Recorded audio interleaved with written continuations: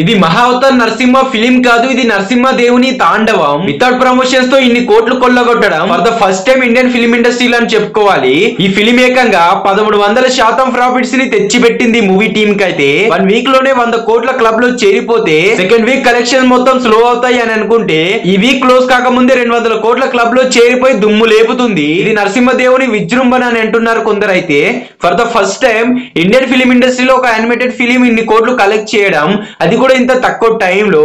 And ఇప్పటికీ movie tickets చాలానే sales అవుతున్నాయి. ఈ మూవీ రిలీజ్ అయ్యి ఇప్పటికే 17 డేస్ అయిపోతుంది.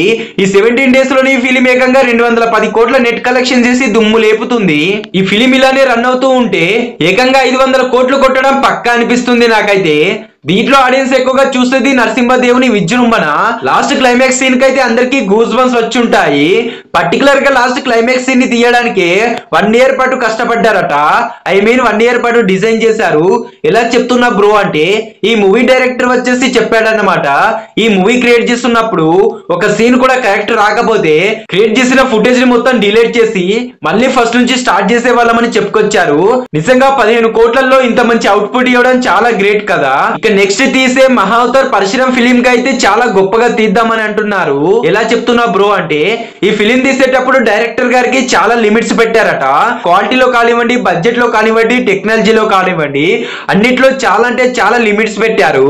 మీరు ఇలానే తీయాలి, ఇంతవరకే తీయాలని, బికాస్ బడ్జెట్ ప్రాబ్లం అన్నమాట.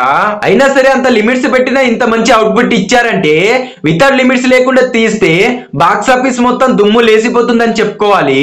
మరి ఈ మూవీ థియేటర్ రన్ టైమ్ లో ఎంత కలెక్ట్ చేస్తుందో కామెంట్ చేయండి. ఇలాంటి ఇంట్రెస్టింగ్ వీడియోస్ కోసం మన ఛానల్ ని ఫాలో అవుతూ ఉండండి.